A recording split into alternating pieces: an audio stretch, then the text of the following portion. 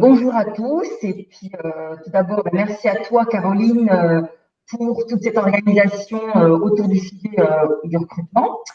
Par rapport à l'ensemble des participants, écoutez, moi je suis super ravie de vous retrouver et d'échanger avec d'autres membres de SPN étant également membre SPN. L'idée de cette rencontre, c'est de partager mon expérience, mon humble expérience, attention, en tant que cabinet de recrutement. Et notamment autour de la phase entretien de recrutement. Ce que vous avez vu en amont, l'ensemble du processus, on arrive là à la phase entretien de recrutement. L'idée, c'est certes de partager mon expérience, mais c'est aussi d'échanger entre nous, vous, quelles sont aussi vos expériences, et du coup, ça nous permettra de dupliquer de repartir avec plus d'informations. Écoutez, donc bienvenue à tous. On est parti sur le programme. Alors, donc on est ensemble pendant 1 heure. L'idée, c'est de vous donner quelques clés pour mieux recruter. Je vais le présenter, on va faire un travail ensemble autour de 4 points. D'abord, qui je suis, comme ça vous savez un petit peu avec qui vous vous adressez, qui vous êtes, quelles sont vos attentes, vos besoins, etc. Un petit quiz sur recrutement, des questions-réponses pour voir un petit peu où vous en êtes au niveau de ces entretiens de recrutement. Et puis, on terminera avec la structure d'un entretien de recrutement. Et tout du long de la présentation, vous n'hésitez pas à me couper. On a un petit groupe pour poser vos questions afin que je puisse essayer de vous donner un maximum de réponses. Alors, est-ce que c'est OK pour tout le monde déjà? Oui. Caro, Oui. OK. Alors, écoutez, en ce qui me concerne, je suis lilloise. Je suis arrivée ici il y a un petit moment maintenant, en 99. J'ai une formation en sciences de l'éducation complétée par une formation en master management des ressources humaines. L'une de mes forces, comment on me caractérise, c'est de transformer les solutions abstraites en solutions concrètes. J'ai 14 années d'expérience professionnelle et j'ai travaillé aux côtés de dirigeants, managers d'entreprises. Au niveau de mon parcours professionnel, j'ai occupé des postes de consultant, directrice des ressources humaines. Et maintenant, depuis mars 2009, j'ai créé mon cabinet qui s'appelle aujourd'hui RH Easy. Mais, petit suspense, je vais changer de nom, d'image de marque prochainement. Donc, d'ici quelques jours, vous allez voir sur les réseaux sociaux mon nouveau logo. Le cabinet que je représente propose donc 4 services. J'anime des formations en management et en commercial. Je propose d'accompagner les entreprises autour du recrutement et aussi la mise en place d'évaluation de la personnalité des candidats pour voir l'adéquation entre les profils et votre besoin. En 3e point, je propose les bilans de compétences. Le bilan de compétences s'adresse aux personnes qui ont un grand point d'interrogation devant elles. Elles souhaitent se réorienter professionnellement généralement ou faire un point sur leur situation. Et le dernier point, c'est du coaching de dirigeants, coaching manager. Voilà pour les services que je propose. Donc là, c'est un petit clin d'œil sur mes locaux. Voilà, là je suis. Et puis, pour créer la synergie, comme vous le savez, donc je suis membre SPN, Digital B, j'ai pu faire partie du Centre des jeunes dirigeants et la synergie la plus forte aujourd'hui en termes d'engagement, je suis donc présidente des DCF de La Rochelle, dirigeants commerciaux de France à La Rochelle.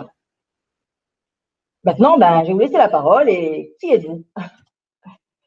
Je vous invite à le présenter sous ce format-là, si vous êtes d'accord. Donc, votre nom, prénom, votre structure, le nombre de salariés que vous animez, vos prochains recrutements, lesquels sont-ils, quelles sont vos interrogations en termes de recrutement et vos attentes par rapport à votre présence aujourd'hui.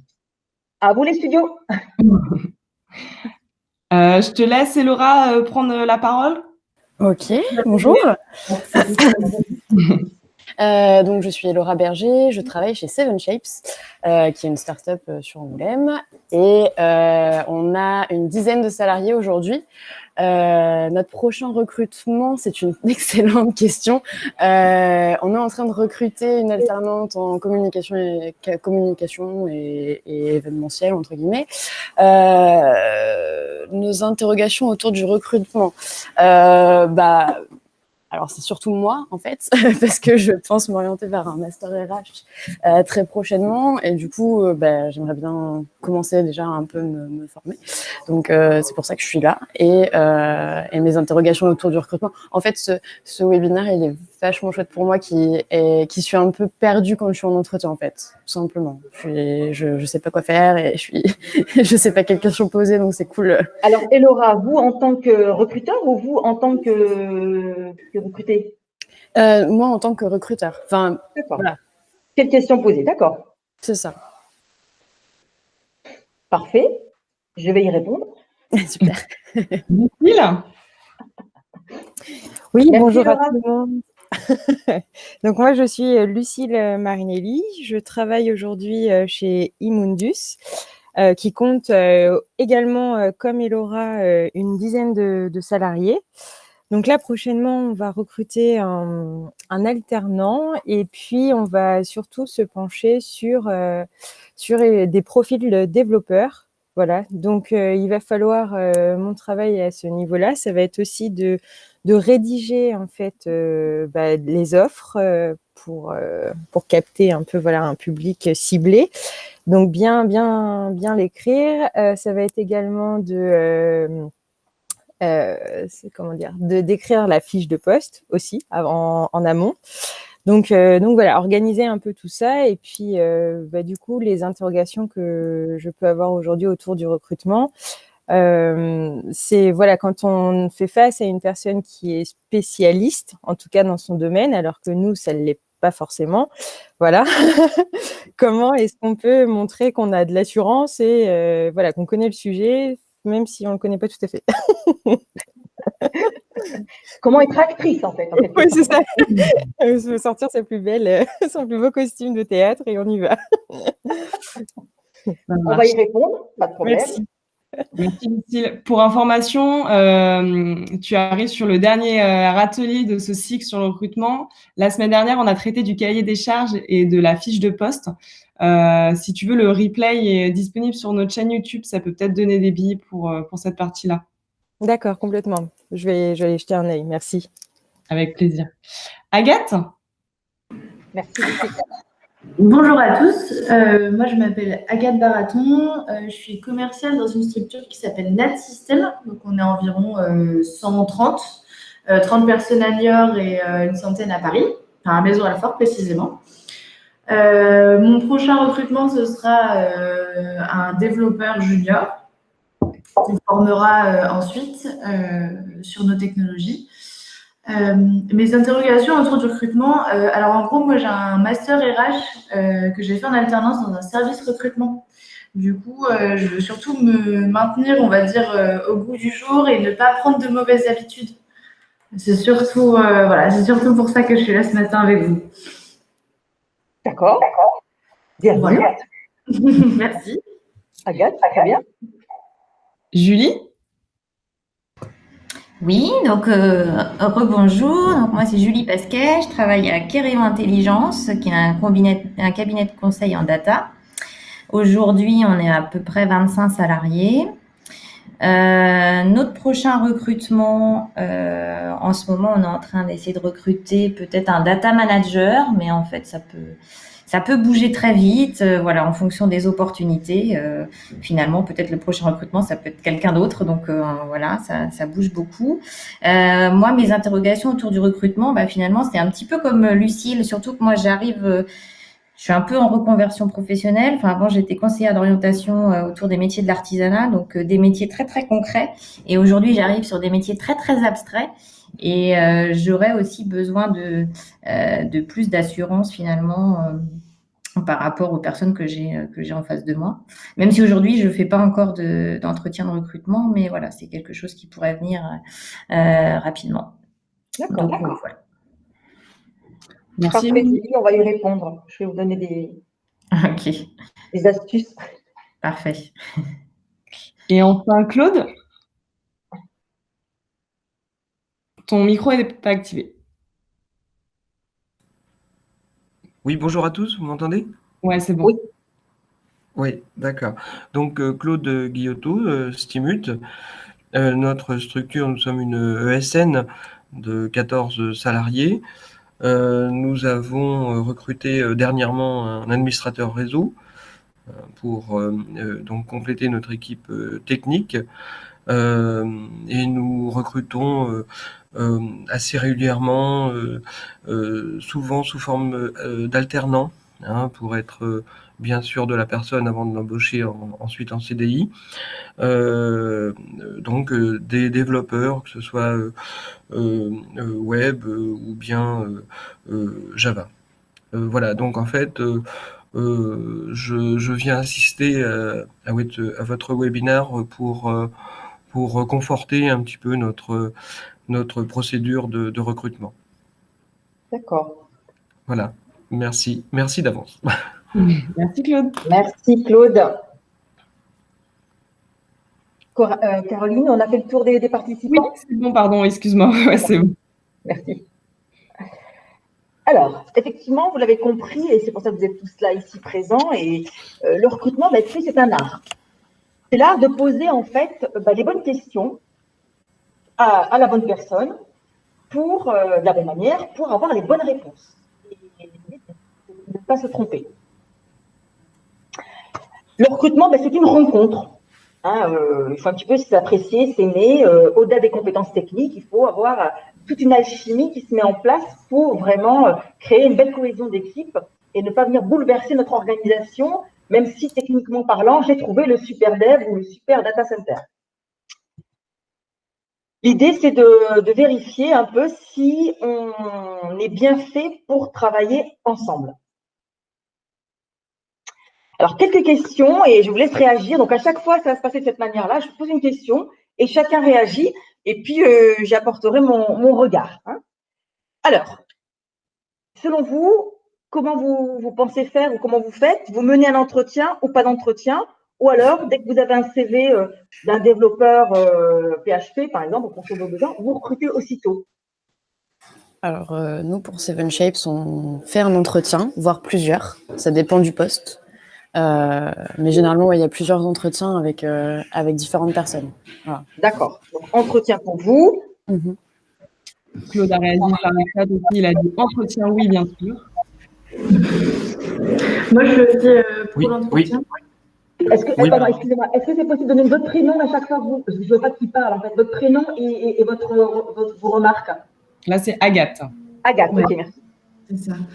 Oui, donc Agathe, moi, je suis pour l'entretien parce que je trouve que c'est toujours bon de sentir le feeling ou pas, au final. Et pour moi, personnellement, ça détermine. Alors, il n'y a pas que ça, bien sûr, mais ça fait partie de l'acceptation ou non.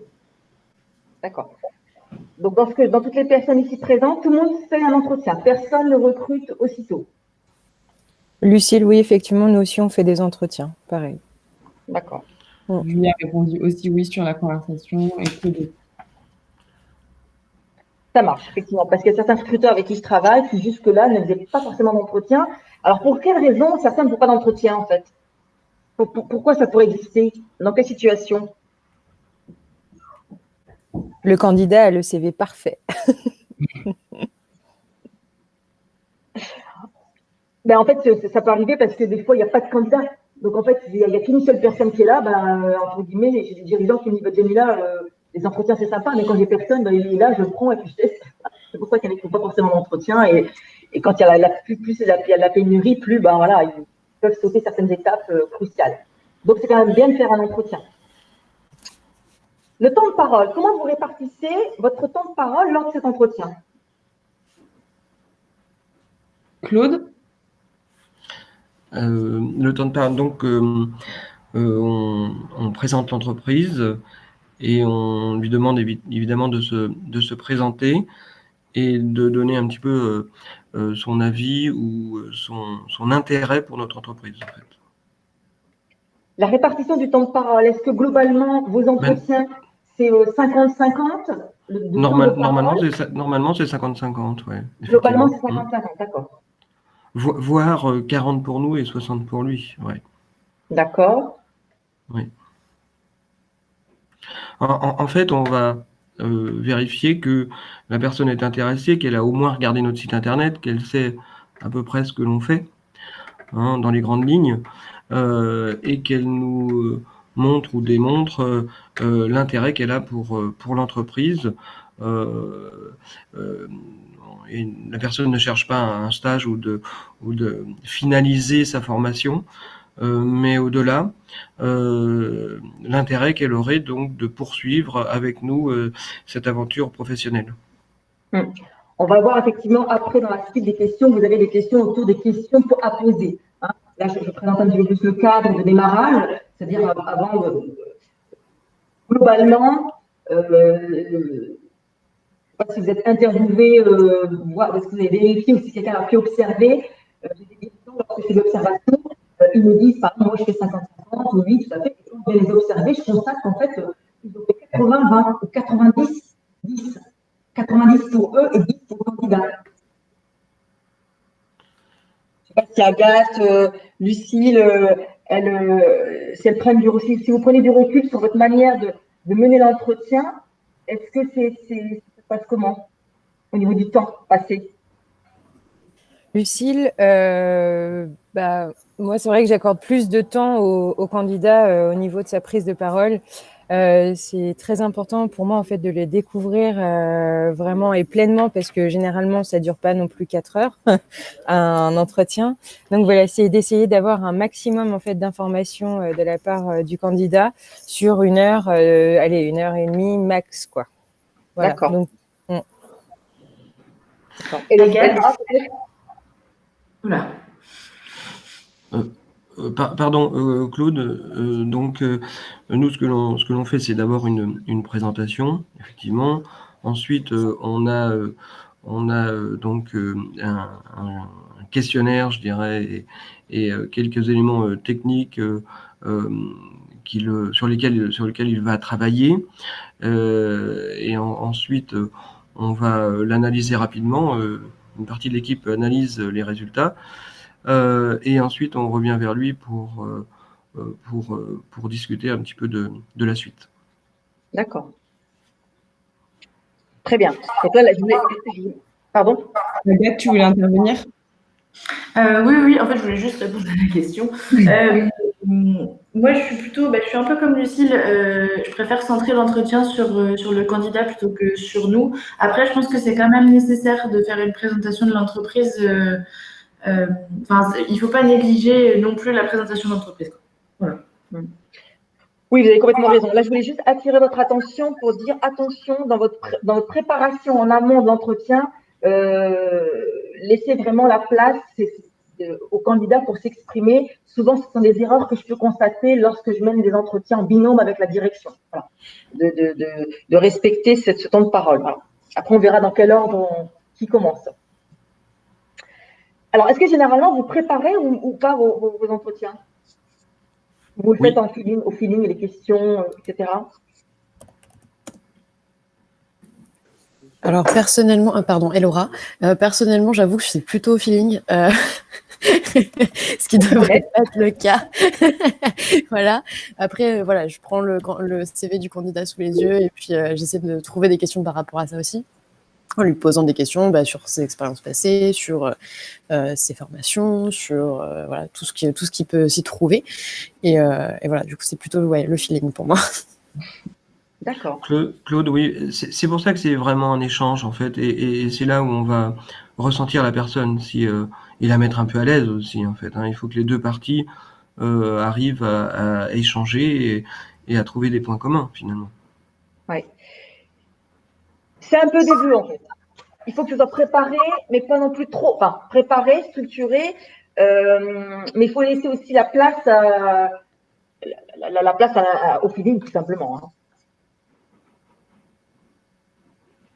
Donc, effectivement, la démarche, elle est cadrée, elle est organisée, elle est bien préparée en amont parce que c'est beaucoup d'argent que de recruter une personne, c'est beaucoup d'argent que de se tromper et votre temps est précieux. Donc, l'idée, c'est vraiment de préparer en amont, même si je suis d'accord, on peut laisser, on doit laisser un peu de feeling quand même pour laisser le petit plus qui puisse apparaître. Le lieu, vous faites l'entretien où? Et Laura, pour nous, c'est le premier en général, c'est par téléphone ou par Skype.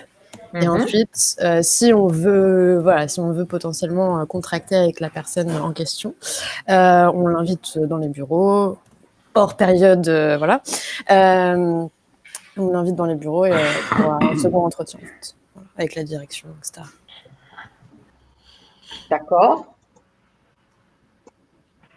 Dans les bureaux, est-ce qu'on peut préciser un peu plus? Dans votre bureau, dans une salle de réunion? Dans une salle de réunion. Nous, on est dans un open space, donc du coup, on prend une salle à part où on peut être à l'aise, quoi. D'accord. Pour les autres, est-ce qu'il y a d'autres endroits que la salle de réunion? Agathe. Oui, Agathe. Moi, j'aime bien faire ça. Alors, souvent, en plus, ça fait décompresser et déstresser le candidat, mais dans un endroit qu'on peut appeler salle de pause, dans un endroit agréable, en fait. Et en même temps, ça permet de nouer quelque chose plus simplement, on va dire, et de pouvoir proposer, bien sûr, un café, un thé ou quelque chose. Donc, Julie, salon avec canapé, d'accord, c'est ça, d'accord. Oui, ça peut. Il y a aussi la salle de réunion, mais parfois, oui, ça peut être en bas dans le salon avec le canapé pour être, un petit peu plus détendu.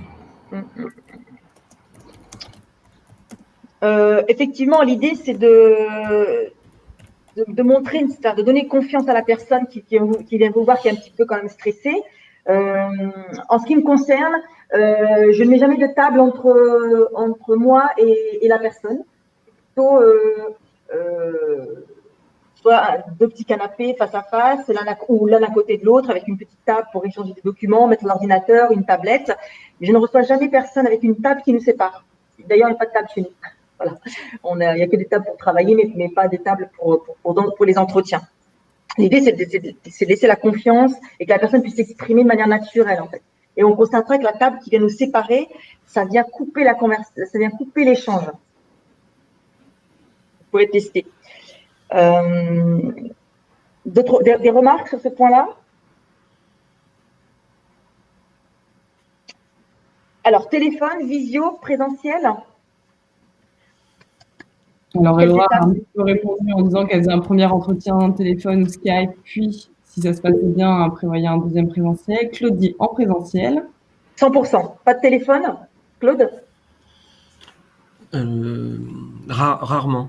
C'est-à-dire qu'on a étudié d'abord son CV et ensuite on va lui demander de se déplacer dans nos locaux. Ouais. Oui, généralement, c'est ça, ouais. Directement, d'accord. Lucille, Elora, Agathe, Julie? Nous, c'est vrai qu'on fait du téléphone et puis du présentiel. Après, si une personne, par exemple, est à Paris ou à Bordeaux, effectivement, ça peut nous arriver de le faire par visio. Voilà. En fait, on s'adapte vraiment au contexte aussi et aux situations personnelles de chacun. D'accord. Je peux intervenir? Bien sûr. Oui, non, simplement en présentiel parce que nous, généralement, on prend des alternants ou des stagiaires, souvent de l'université de Poitiers, en fait. Donc, on ne va pas commencer par un CDI, ce qui nous laisse plus de choix ou de liberté. On préfère à la limite prendre 2 alternants que de prendre un CDD ou un CDI en direct, en fait. D'accord. Vous voyez, c'est-à-dire qu'il est plus facile au bout de 6 mois, 1 an de se faire une idée sur la personne que sur un mois ou 2. D'accord. Mais en amont, vous dites que pour vous, Claude, la méthodologie que vous avez adoptée et qui fonctionne, c'est plutôt dès qu'il y a un CV pertinent, vous le recevez. Oui, absolument. D'accord. Elora? Oui, alors nous, c'est d'abord du visio ou du téléphone et ensuite du présentiel pour un deuxième entretien. D'accord. Lucille? Pareil qu'Elora, voilà, c'est ça, on s'adapte. D'accord. Agathe? Nous, ça va être un bref entretien téléphonique, vraiment très bref, et ensuite on privilégie le présentiel. D'accord. Et Julie? Vous l'avez peut-être dit déjà. Non, mais pareil, moi, j'appelle déjà pour poser quelques questions et ensuite on prévoit un entretien soit en présentiel si c'est possible, soit en visio si la personne est loin et qu'elle ne peut pas se déplacer. D'accord. Alors, en ce qui me concerne, le téléphone, c'est systématique. Parce que on reçoit beaucoup de candidatures et en gros, moi, la personne qui vient en entretien, c'est quasiment presque sûr. C'est juste pour confirmer mon entretien. Donc, je fais un long entretien téléphonique parce que pour des questions de distance, il y en a qui veulent venir de Strasbourg, de Nice, etc. Donc, entretien téléphonique pour éviter de les faire déplacer et qu'en fait, la personne n'a pas compris ou on s'est trompé de poste. Ça nous est déjà arrivé. Donc, c'est vraiment systématiquement entretien téléphonique, suivi d'un entretien visio, systématiquement, et après, visio s'ils sont loin, et après entretien présentiel. Et l'entretien téléphonique, il est très copieux. Je fais quasiment le même type d'entretien que le présentiel, mais par téléphone pour vraiment être sûr de pas me tromper et que la personne ne se trompe pas également d'entreprise ou de poste. Voilà. C'est un partage d'expérience, ça ne veut pas dire que c'est comme ça qu'il faut faire systématiquement. Il n'y a pas de toute façon, pour le recrutement, il n'y a pas de méthodologie unique et type. C'est en fonction de ce qui marche, de vous, comment vous faites. Voilà en ce qui me concerne mon expérience. Lorsqu'on mène un entretien, à quel moment vous présentez vous? Est-ce que vous commencez par vous présenter ou pas? Comment vous faites?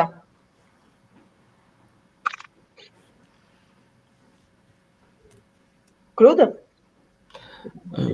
Non, c'est d'abord le candidat et deux, ensuite on présente l'entreprise. On se présente et on présente l'entreprise. Ouais. Donc le candidat et après vous vous présentez et l'entreprise après. C'est ça. Oui, je crois que c'est à peu près ce qu'on fait aussi. Peut-être pas systématiquement, j'avoue. Mais comme il y a déjà eu un échange entre nous et le candidat, a priori, ils savent au moins à qui ils parlent et avec qui ils font l'entretien. Donc voilà, personnellement, je laisse plutôt la personne se présenter. D'accord. Et pourquoi, selon vous, pourquoi vous faites comme ça? Pourquoi vous préférez d'abord que le candidat se présente? C'est une bonne question. Je sais pas, c'est assez naturel, bizarrement. Je sais pas trop. Mais je pense que sur cette première phase, si le candidat a vraiment une grosse motivation, il va se présenter et il va tout de suite donner l'intérêt qu'il voit par rapport à notre entreprise. En fait. Et là, on va le ressentir tout de suite. S'il est vraiment très vague et très bonjour Claude Guillotot a terminé, point barre, eh ben on va se dire non, c'est qu'il a pas, il a même pas regardé ce que l'on faisait, quel poste il pourrait pourvoir dans l'entreprise, quel type de profil on recherche, enfin voilà, c'est qu'il a pas regardé, il a pas suivi et il manque d'intérêt. D'accord. Donc pour vous, c'est pour ça que vous faites participer d'abord le candidat. Oui. D'accord. D'autres remarques sur cette observation? Oui. Nous, je sais que, alors pas moi directement, mais pour avoir assisté à plusieurs entretiens, c'est d'abord nous qui nous présentons. Et en fait, moi, l'intérêt que j'y vois, c'est que ça permet aussi aux candidats de se mettre un peu dans le bain et de se sentir un peu plus à l'aise pour pouvoir s'exprimer après. Je pense que c'est un peu intimidant de devoir y aller comme ça sans qu'il y ait eu une petite amorce avant. Voilà, mon ressenti. J'ai fait 2 entretiens cette semaine pour un poste d'animateur et comme Julie, je commence par me présenter moi parce que poste animatrice de réseau, des fois, ça parle pas forcément. Expliquer le contexte. Après, je laisse la personne se présenter et après, l'entreprise plus largement. Et même que Julie de dire est-ce que pour mettre un peu la personne à qui elle va avoir affaire. D'accord. D'autres remarques avant que j'intervienne? Oui, Agathe, moi je préfère aussi me présenter en premier, enfin moi et l'entreprise bien sûr, parce que souvent le candidat se sent plus guidé et va donner les mêmes informations que nous on lui a données. En fait, c'est pareil, je suis toujours dans une optique de faire déstresser Ouais, d'apaiser en fait les relations et l'entretien d'embauche, c'est pas un supplice, quoi. C'est pas. D'accord. D'autres remarques? Non, c'est bon. Alors, en ce qui me concerne, effectivement, il y a une amorce, il y a une introduction, bien évidemment, mais très, très brève. Et je donne tout de suite la parole au candidat. Je veux vraiment qu'il s'exprime librement. Je ne donne aucune orientation. Je vais juste lui dire, présentez-vous. C'est tout. Exprès, pour qu'il puisse être libre de se présenter. Mais c'est presque stratégique aussi, par contre. Parce que souvent, beaucoup de candidats, pas tout le monde, mais ils ont tendance à coller à l'image de l'entreprise. Si par exemple, je commence par présenter mon entreprise en expliquant voilà les valeurs de l'entreprise, etc., ils vont essayer de se coller, ils peuvent essayer de se coller à l'image de l'entreprise, se coller au poste et se coller à ce que je vais attendre. Et du coup, je vais être emmenée et je peux être perturbée par rapport à vraiment qui ils sont et qu'est-ce qu'ils attendent également. Donc, c'est pour ça que je pose une question très, très large et c'est d'abord eux qui s'expriment. Voilà. Et après, je présente l'entreprise, le poste, etc. Mais d'abord, je vais vraiment leur laisser libre, quitte à rebondir sur certains points de leur présentation. Voilà comment je fais, mais c'est volontaire. Question ouverte, question fermée lorsque vous menez l'entretien? Lucille, les deux. Ouais.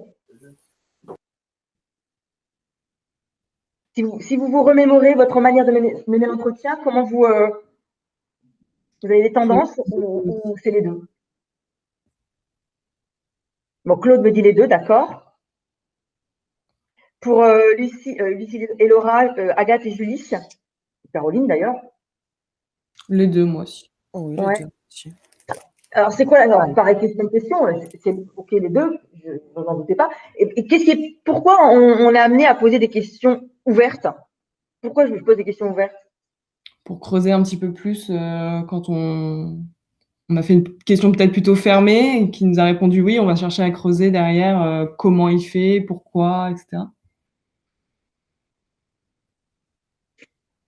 Oui, souvent, beaucoup de candidats qui vont, si on pose que des questions fermées, bah forcément, ça va être oui, non, blanc, noir, et forcément, on ne va pas récolter un maximum d'informations. J'essaie de poser un maximum en ce qui me concerne de questions la plus ouverte possible pour vraiment récupérer des informations auxquelles je n'avais même pas pensé. Voilà. Voir son engagement, nous dit Claude, exactement. Vos questions sont comment elles sont? Inventives ou standards? Un peu des deux pour ma part, des questions standards sur le début de l'entretien et pour chercher des informations précises sur ses compétences, son parcours, et puis après un peu plus inventif pour essayer de cerner plus sa personnalité et ce qui est sympa pour savoir si ça va matcher avec l'équipe derrière, un petit peu plus large. D'accord. Agathe, Julie?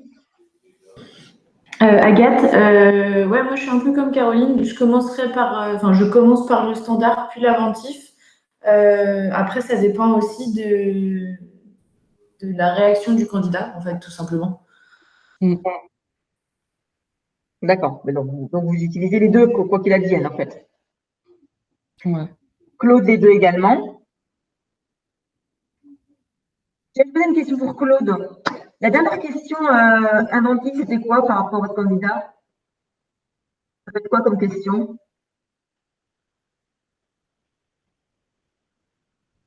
Claude, est-ce qu'on m'entend, Claude? Oui, je remets le micro. Pardon. Inventive, ce sera peut-être plus sur sa notion de, je dirais, de profil et de perspective sur les 5 prochaines années, par exemple. D'accord. Et Laura, une question inventive comme ça, au hasard, pour votre dernier recrutement? C'est une bonne question. Je suis là pour poser des questions. Hein. Je crois que c'était un truc du genre est-ce que tu joues aux jeux vidéo? Ah bon? Pourquoi? Parce que, en fait, déjà, on fait du jeu vidéo chez nous. Donc, c'est une question pas. Et surtout parce que, au niveau de l'équipe, pendant la pause du midi, etc., on est souvent ensemble en train de jouer à des jeux vidéo tous ensemble. Donc, voilà. D'accord. Excellent. Potentiellement, c'est possible de bien s'entendre. Voilà. C'est personnel, c'est propre à votre environnement. On est d'accord. C'est ça. Est-ce que les informations que vous récoltez sont confidentielles ou non? Oui. Oui. Oui, bien sûr, selon le RGPD.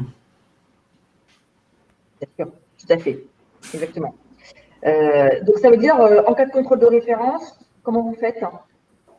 Eh bien, il a signé un protocole d'embauche et on conserve les données pendant un mois, le temps du recrutement. Je n'ai pas compris. Vous signez un protocole d'embauche? Oui, et on conserve les informations, les données pendant 1 à 2 mois, c'est-à-dire le temps du recrutement. Et ensuite, elles sont détruites. D'accord. Et le contrôle de référence, qu'est-ce qu'on fait?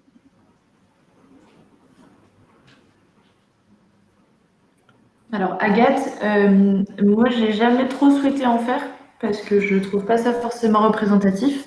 Maintenant, je sais que il faut déjà demander l'accord au candidat. C'est la première chose. Et ensuite, réussir à contacter la bonne personne qui va donner les bonnes informations. Effectivement, ce sont des indications, c'est pas à prendre à la lettre. Ce sont le contrôle de référence, un test de personnalité, etc. Tous ces outils sont des outils, ce sont des points d'information. Ne jamais garder ça à 100% en fait. Hein. Se baser uniquement sur ces données-là. Mais c'est toujours agréable d'avoir un contrôle de référence très positif, néanmoins. Les questions brise-glace, donc ça on l'a vu tout à l'heure, c'est quand on démarre un entretien. Donc, lorsqu'on le reçoit, c'est une petite phrase, une petite question qui vient un peu le détendre. Ça, vous l'avez dit tout à l'heure.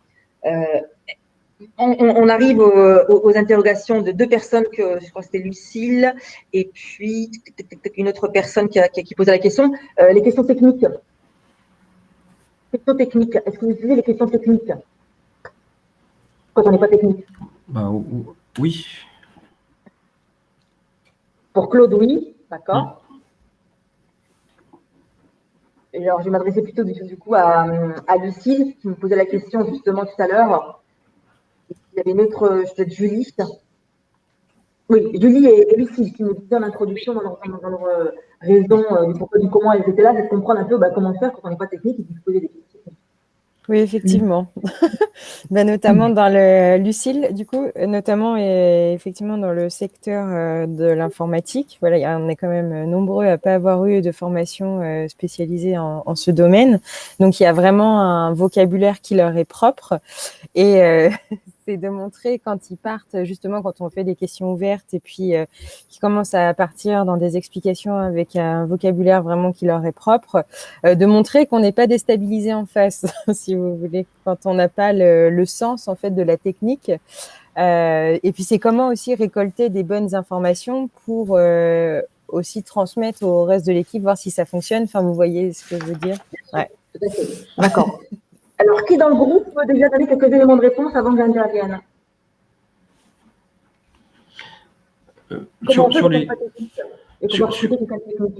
Sur les questions techniques, nous on va en fonction du CV et ce qui est mentionné sur le CV, on va lui demander un bout de programmation ou un bout d'analyse pour vérifier que effectivement ce qu'il a indiqué sur son CV, il est capable de le faire.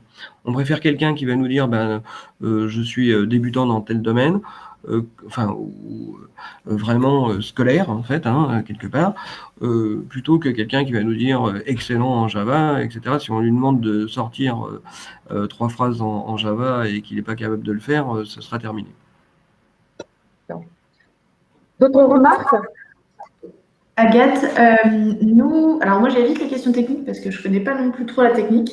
Après, ça m'est déjà arrivé de me faire expliquer des termes par le candidat directement.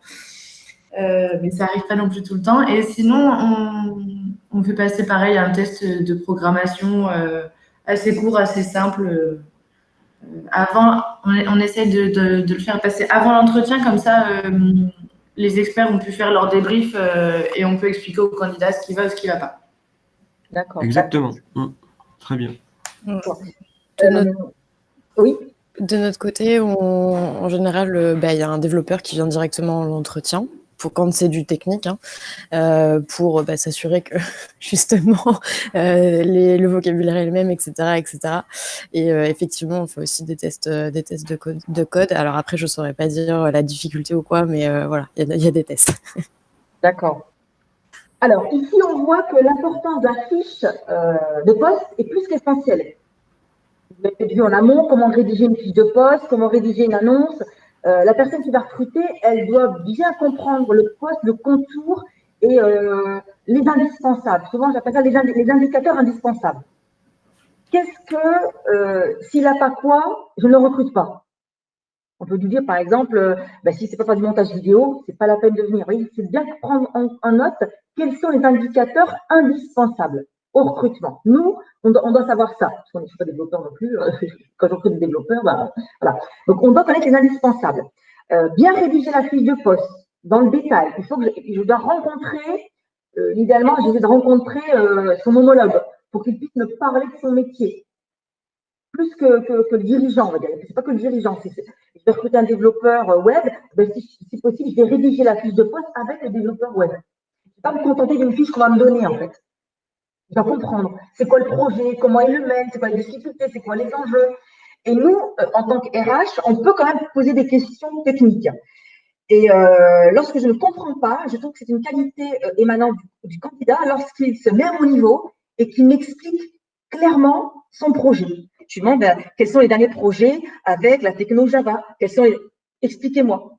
Mais en amont, je lui aurais demandé déjà de m'envoyer les liens, un book, un site internet qu'il a pu monter pour que je puisse avoir une première idée. Avant l'entretien, en fait, tout ça. Avant l'entretien, tout ça. Pour comprendre un peu dans quel environnement et quel est son niveau, en fait. Et puis, effectivement, l'idée c'est un premier entretien. Et généralement, il y a un deuxième entretien technique. Donc, moi, je vais un peu dégrossir lors du premier entretien. Je vais faire la synthèse à la technique. Et la technique va venir à la fin vraiment pour valider l'aspect technique. Mais normalement, nous, on doit être capable quand même de se dire c'est un bon profil ou pas. Parce qu'il faut le préparer. On doit préparer la fiche de poste dans le détail. Des exemples de projets, etc. Il y a des profils de personnalité en tant que recruteur, on est parfois abstrait et puis certains sont concrets. Donc, à nous de prendre en compte dans la fiche de poste les grands projets de manière générale et dans le concret, ça nous donne quoi? Cette double facette, elle doit être constamment présente. Vos remarques par rapport à ça?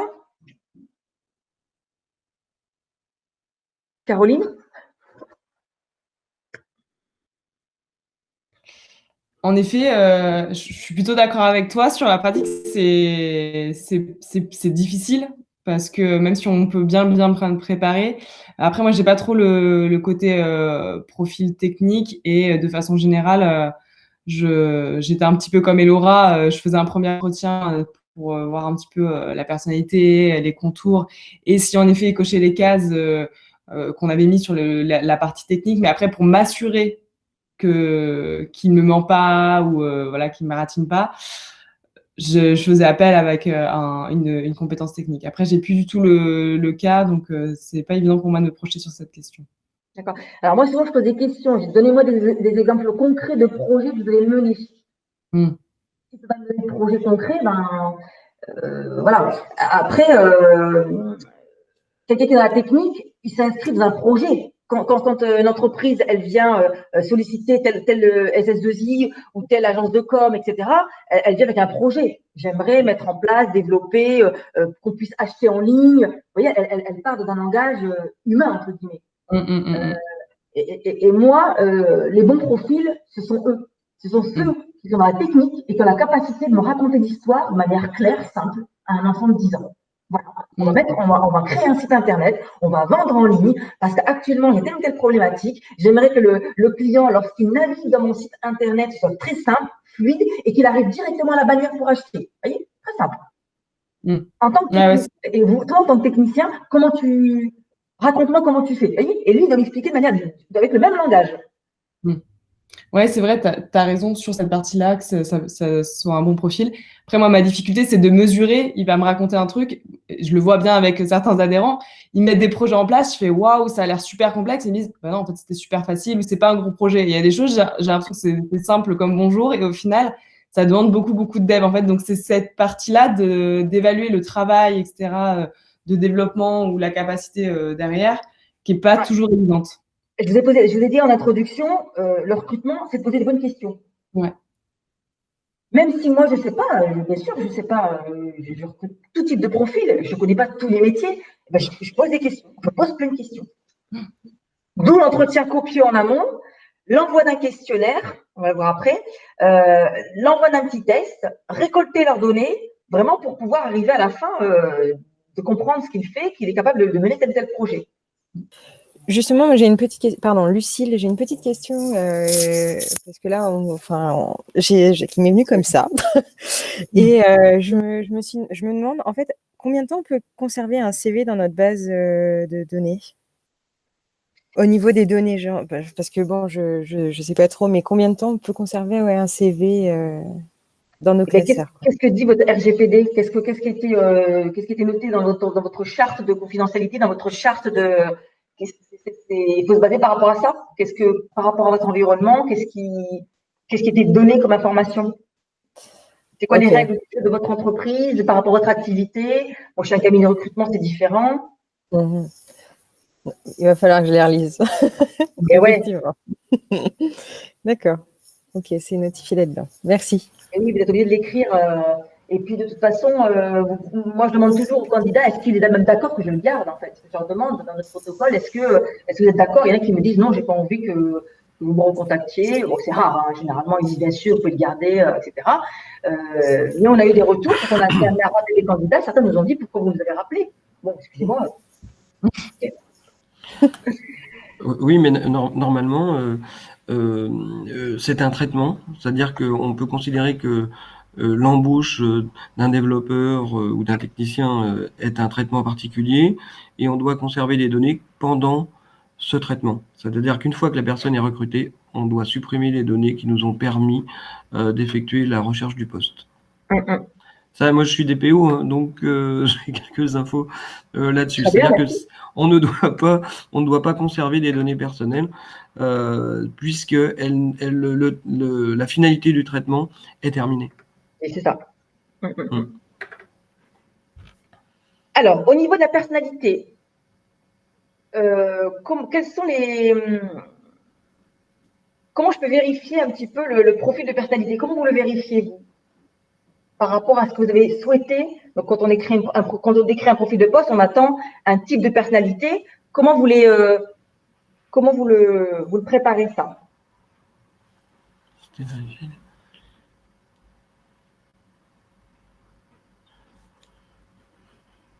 Claude, tu voulais dire quelque chose? Le test de personnalité. Le profil de personnalité. Profil de personnalité.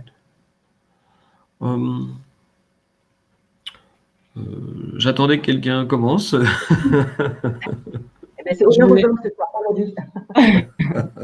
Moi, je pose généralement des questions de situation. Comment tu réagirais comment vous réagiriez dans telle situation ou face à tel adhérent pour voir un petit peu comment il prendrait la situation. Même si j'entends bien que c'est pas forcément une question sur laquelle c'est évident de se projeter si on n'a pas vécu cette situation. Donc, c'est une question ouverte et ça me permettra de récolter des éléments, mais sans prendre des décisions ou sans porter de jugement par rapport à cette réponse-là précise. Ce que je voulais vous dire par rapport à... Donc là, on a vu les questions techniques. Dans l'entretien, il faut poser des questions bien évidemment techniques. Il y a des questions sur la personnalité, enfin, c'est des questions oui et non.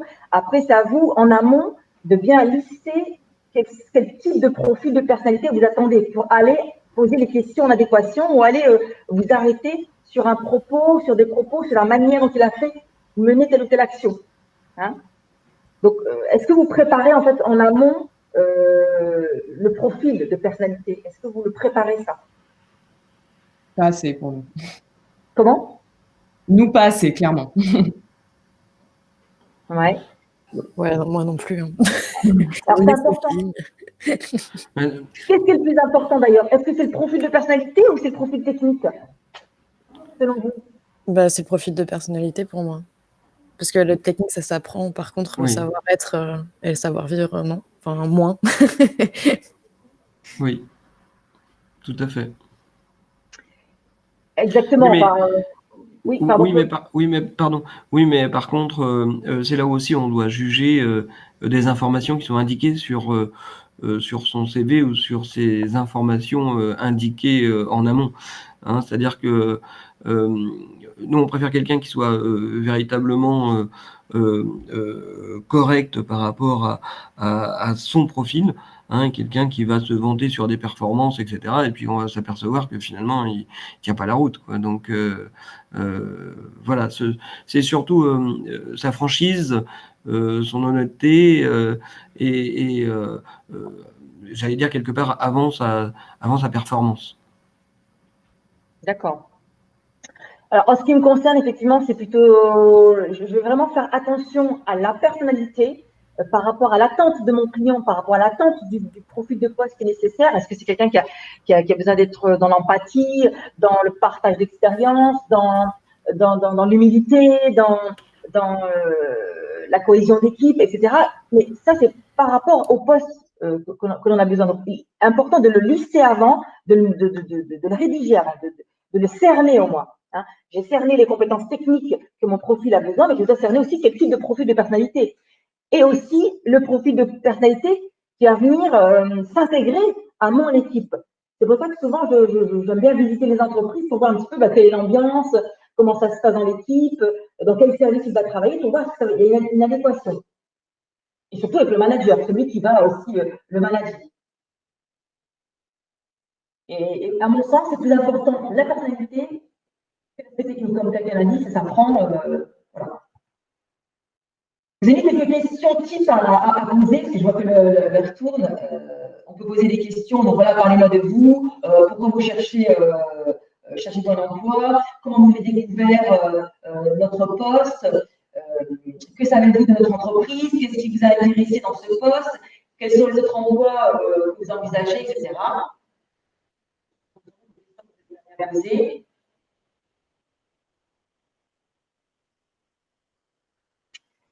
Des remarques par rapport à ça? Est-ce qu'il y a des questions que vous posiez ou vous ne trouvez pas ici? On entend très mal. On t'entend plus très bien, ouais. Ah, je disais, est-ce que c'est des questions que vous posez et que vous ne trouvez pas dans mon exemple là? Pas mieux, on n'entend pas. Pardon. Face à ton autre ordinateur, Jamila. Comment? Mets-toi plutôt face à ton autre ordinateur. Celui-ci? Ouais. Oui, mieux. D'accord. C'est beaucoup mieux. Merci. Donc, vous avez face à vous, donc je disais un certain nombre de questions que je vous présente là. Et je disais, je suis en train de porter mon ordinateur du coup. Est-ce qu'il y a des questions que vous posez que vous ne retrouvez pas ici?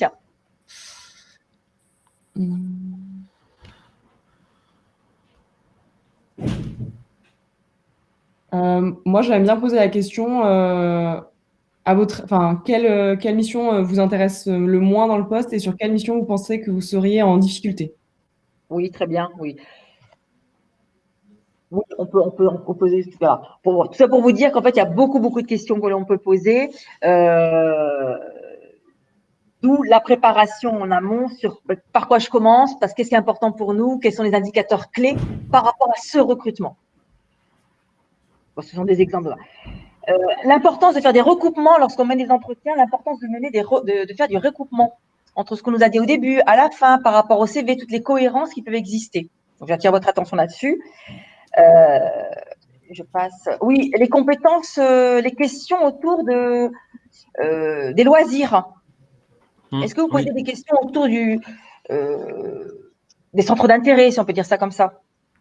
Oui, oui, bien sûr. Ouais. Ouais, ça donne une idée, une image. Est-ce que la personne fait du sport et du sport co? Ça veut dire que en général, elle peut travailler plus en équipe, par exemple, ou que des sports individuels, hein, globalement. Ensuite, je sais pas moi, on préférera quelqu'un qui fait du sport plutôt que de la chasse, par exemple. Je prends cet exemple. Moi, au sein de notre entreprise.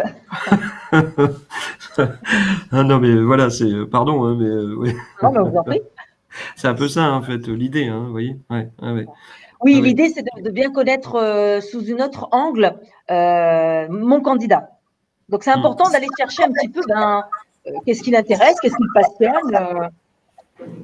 Excusez-moi. Oui. Ouais.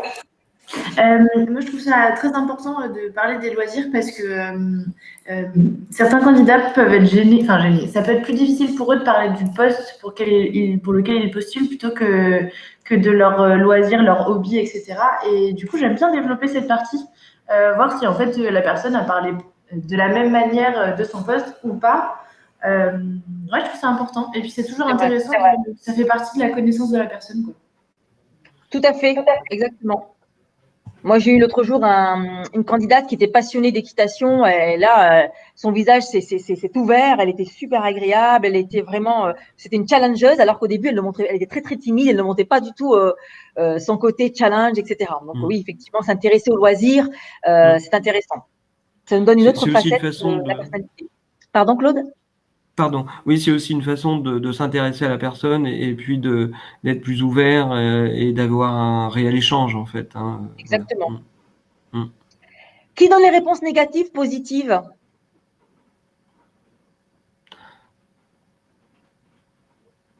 Claude, chez nous, c'est l'assistante de direction. Oui. Ah, c'est pas dans ce sens-là ma question. Donc l'entreprise? Ah oui, ouais. Et vous n'avez jamais de candidat qui vous donne une réponse négative? Si, ça arrive. C'est normal. Oui, non, mais oui, ça peut arriver aussi dans l'autre sens, oui, pardon, oui. Alors moi, ce que je constate depuis 99, au moment où je fais du recrutement, auparavant, c'était plutôt l'entreprise qui donnait nous sommes dans le regret de vous annoncer que, et aujourd'hui, on reçoit des lettres, le même type de lettres, mais inversées. C'est les candidats qui nous répondent de cette manière-là. Je suis dans le regret de vous annoncer que l'entreprise pour laquelle vous m'avez sollicité, je ne donnerai pas suite. Voilà. Ou le poste que vous proposez ne correspond pas tout à fait à ce que je recherche. On reçoit des lettres maintenant. Avant, on n'avait pas de réponse négative. Est-ce qu'il s'agit plutôt, par exemple, de personnes extrêmement compétentes avec 5 ou 10 ans d'expérience, avec un montant de salaire très élevé, avec voilà. Mais sur des jeunes, je pense qu'on ne doit pas être tout à fait dans cette optique encore, non? En tout cas, jeune ou moins jeune, nous on reçoit des réponses. C'est pas tout le temps, mais on reçoit des réponses même des stagiaires. Ah oui. Oui. Oui, on reçoit des réponses. Oui, même des stagiaires. Pour 6 mois de stage, on peut avoir. Nous sommes dans le regret. Alors, la méthodologie que je peux vous proposer, généralement, on fait. Alors, en ce qui nous concerne, un entretien téléphonique, on envoie un questionnaire, on envoie un test à distance ou lorsqu'ils viennent ici, ils font un test. Par contre, bien évidemment, on prévient le candidat.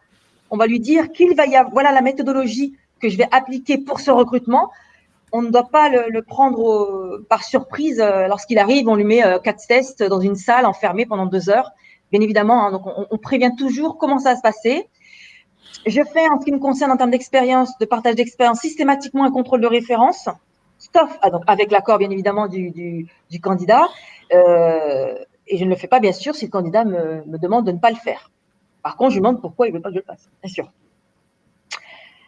Généralement, j'ai constaté que les candidats étaient assez transparents et assez honnêtes dans leurs propos. Quand je leur demande que pense votre dernière entreprise, qu'est-ce qu'elle dirait de vous, votre dernier patron, Ils sont assez transparents et souvent le retour que j'ai, c'est exactement le même retour que je peux avoir lorsque je fais du contrôle de référence. Et seulement après, j'enclenche l'entretien de recrutement, pas avant, pour mon expérience. Des remarques par rapport à ce niveau-là?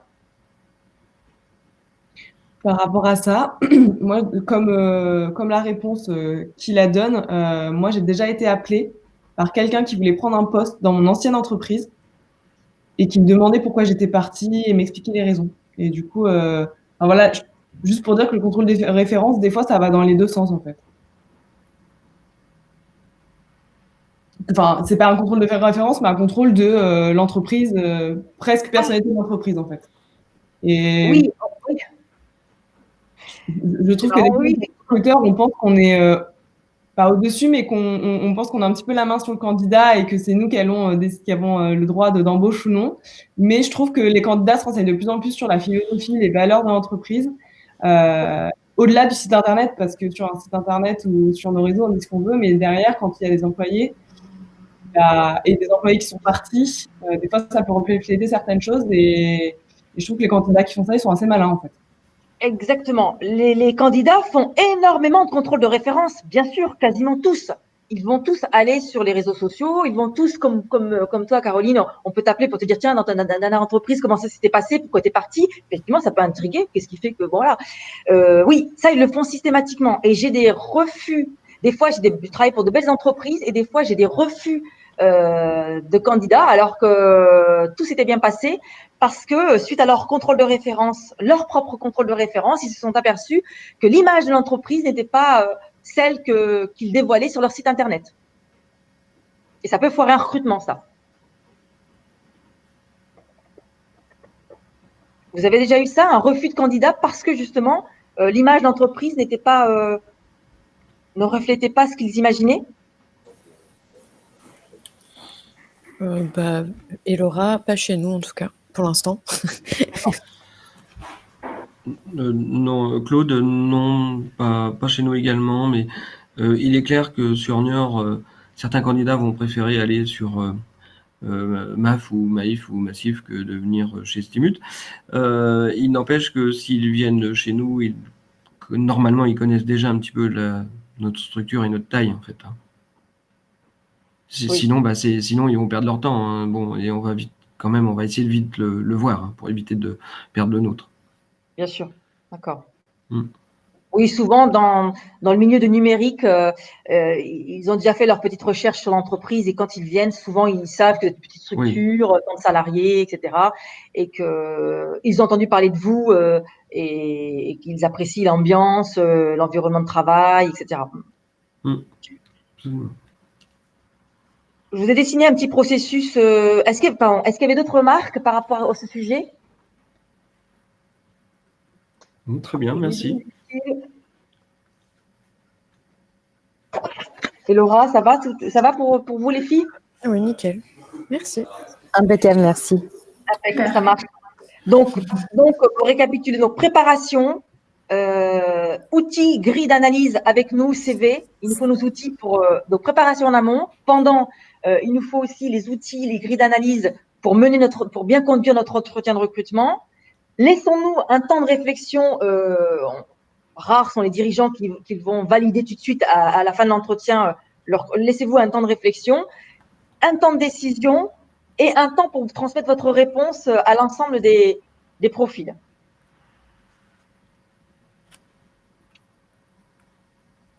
Et toi, Jamila, comment tu fais? Je me suis posé à moi-même la question, parce qu'il n'y avait personne devant moi quand j'ai préparé mon document.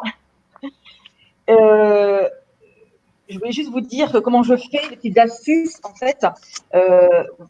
En ce qui me concerne, lors de l'entretien, je vais beaucoup écouter, beaucoup observer. Ce sont les sens. Je vais vraiment utiliser tous mes sens alors, il faut qu'ils soient présents, mais pas par visio, mais par présentiel. Utiliser tous les sens. Je fais attention à la posture que je vais avoir pour recevoir la personne. Donc, on a parlé du lieu, leur donner vraiment confiance pour qu'ils puissent s'exprimer librement. Au début, j'ai préparé des questions par rapport à leur profil et je vais essayer, lorsqu'ils se présentent, d'aller chercher les réponses à mes questions sans leur poser mes questions, en fait. Je ne sais pas si je suis claire. On l'a Donc, refait. lorsqu'ils se présentent, Presque, je démythifie mes réponses. En quelque sorte, quand la personne, elle se présente, je vais juste rebondir sur leurs propos. Je vais dire, par exemple, c'est-à-dire, ah bon, Oui, c'est pourquoi? pour creuser, quoi, en fait, voilà. Pour creuser, voilà, pour creuser, parce que j'ai un intérêt dans ce qu'ils ont dit, ça m'intéresse. Ça m'intéresse parce que c'est des réponses à des questions que je me suis posées. Je vais beaucoup poser de questions ouvertes, et rebondir, comme je vais dire rebondir. Je vais observer donc le verbal et le non-verbal. Je vais analyser tous leurs mimiques, en fait. Lorsqu'ils vont froncer les sourcils, lorsqu'ils vont bref, tous leurs mimiques, voilà. Je leur pose la question également, on n'en a pas parlé, dès le début, après qu'ils se soient présentés, quel est votre projet, avant que je me présente moi-même? Quel est votre projet? Et là, le candidat me dit, Madame Arisi, projet personnel ou professionnel? C'est déjà une réponse. Je leur réponds souvent, prenez-le comme vous l'entendez. Est-ce qu'il va se marier? Pardon? Est-ce qu'il va se marier? C'est peut-être pas la réponse, en fait. C'est ça. En tout cas, moi, quand on a un entretien de recrutement, je pose cette question, je vais entendre leur réponse. Je n'ai pas de jugement à donner sur s'il me dit que je vais me marier. Ben, c'est important pour lui, peut-être qu'il va se marier. Ben oui, félicitations, pour quand? C'est pas une mauvaise réponse, en fait. Quelle que soit la réponse, elle est intéressante. Ça me permettra de voir quelle est leur préoccupation aujourd'hui et quel est leur projet aujourd'hui, lors d'un entretien de recrutement.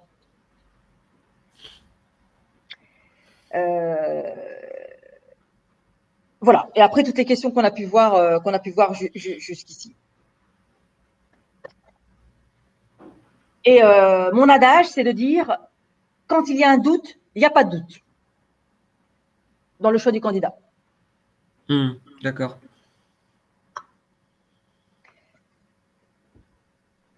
Quelles sont vos questions, vos interrogations?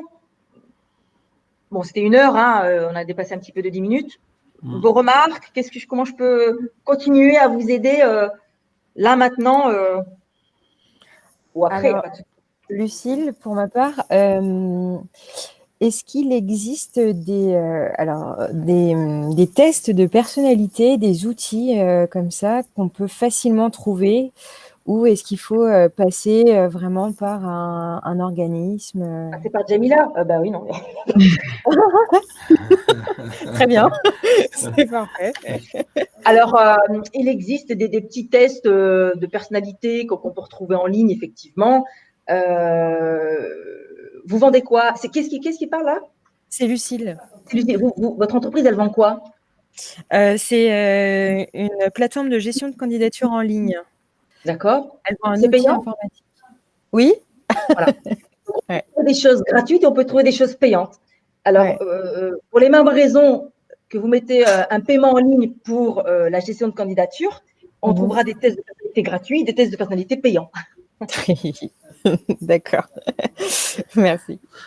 Donc voilà, donc effectivement, nous, on accompagne les entreprises pour mettre en place donc, des tests de personnalité pour bien et vous donner une synthèse au-delà de cocher questions-réponses, mais on fait un entretien sur la personnalité pour vous transmettre vraiment au-delà d'un ordinateur et des réponses type. Voilà. Oui, c'est ça. D'accord. Bon, bah, je note. Merci beaucoup. Ouais, Moi, ou d'autres cabinets, il n'y a pas que moi. Mais bon. Et c'est mieux que ce soit moi quand même. Hein. Oui, quand même. Je pense que les outils qu'on trouve sur Claude. Internet sont limités et c'est compliqué de les exploiter derrière. Enfin, quand c'est pas notre métier, voilà, c'est comme tout, quoi. Les versions gratuites sont généralement limitées. C'est ça. Claude, Jamila, vous intervenez pour des grands groupes, des grands comptes, essentiellement? Bien sûr. Ouais. Alors moi, je travaille pour la petite entreprise, la moyenne entreprise et des grands groupes, complètement. On peut travailler pour des grands groupes. Actuellement, on recrute pour des cabinets de recrutement en sous-traitance, pour des grandes plateformes mondialement connues. On leur fait leur recrutement. Je ne citerai pas les noms, mais bon, ce sont des noms très, très connus. Voilà. Et puis, pour des SS2I, pour des agences de com, pour des agences digitales, depuis 10 ans, 11 ans maintenant. D'accord. Enfin, excusez-moi, j'étais pas présent au départ, alors vous l'aviez D'accord, peut-être dit, pardon. Jamila, pardon. Il n'y a pas de souci. Non, non, non, je ne suis pas rentrée dans ce détail-là. Je disais que j'ai proposé 4 axes de service, formation, management et commercial, chasseur de tête, recrutement et test de personnalité, bilan de compétences et coaching. Voilà, pour petit rappel. Merci. Est-ce que ça vous a aidé, Julie et Lucille, sur la partie, vous arriviez sur ce webinaire avec des questions sur votre posture en tant que non-experte dans des techniques, peu importe laquelle. Est-ce que ça vous a un petit peu aidé, les propos de Jamila et notamment la partie, il faut bien se préparer. Julie? Julie, ouais, oui, ça m'a aidé. Après, il faudrait pratiquer pour voir jusqu'à quel point ça m'a aidé. Mais effectivement, oui, moi, en plus, j'ai besoin, moi, d'être outillée pour avancer, avoir des choses comme ça jalonnées. Donc, oui, forcément, ça m'aide. Ouais. Est-ce que tu as des questions pour aller plus loin ou en effet, après, ce sera tout rapide, mais... Pour aller plus loin, oui, moi, ça aurait été peut-être aussi par rapport aux tests de personnalité. Alors, moi, j'ai déjà été formée sur des tests d'intérêt professionnel, sur des tests d'aptitude professionnelle, donc je peux déjà faire passer des choses. Mais là, je vois pas comment l'utiliser aujourd'hui dans des entretiens de recrutement où il faudra avoir beaucoup plus de temps. Voilà, donc peut-être un test de personnalité pourrait aussi être utile, mais pour l'instant, je suis pas formée sur ces tests et je connais l'importance d'être formée sur des tests, effectivement, de pas utiliser des outils comme ça à la légère. L'entretien derrière est tellement important que ça demande du temps aussi. Tout ça. Donc voilà, mes interrogations d'aujourd'hui. D'accord. Bon, après, c'est une introduction d'1 heure. Vous n'hésitez pas à revenir vers moi pour des questions, des interrogations. Ce sera avec plaisir que si je peux vous aider à trouver telle ou telle information, ou vous la donner, ou partager quelque chose. Au contraire. C'est gentil, merci. Merci beaucoup. Avec plaisir. Bon, Caroline, je te laisse reprendre. Ouais, ça marche. Je sais qu'il y a un autre petit document que tu m'as envoyé que je vous transmettrai, à savoir les questions. Alors, pas en entretien. Et c'est que voilà, j'en ai peut-être trop préparé en fait. Il y avait des questions, effectivement, je m'adresse à tout le monde. J'avais préparé effectivement un certain nombre de questions interdites, mais tu pourras l'envoyer en fait à tout le monde. Je vais vous donner également certain nombre de questions interdites. Vous allez voir qu'il y a beaucoup de questions interdites. Lorsqu'on mène un entretien, il y en a tellement trop qu'une fois qu'on a lu ce document, on se dit, dis donc, je peux poser quel type de questions. Il faut poser des questions malins, en fait, pour détourner l'interdit. Nous, les questions ouvertes, comme ça, la personne, elle s'exprime tout seule sans même qu'on pose la question. Merci Claude, il doit partir, je pense, Claude. Bonne journée, merci à vous de votre participation et écoute. Ouais, merci beaucoup à vous tous et puis merci à Julie et Agathe notamment qui étaient là depuis le tout début des cycles. Ça fait plaisir que vous les suivi.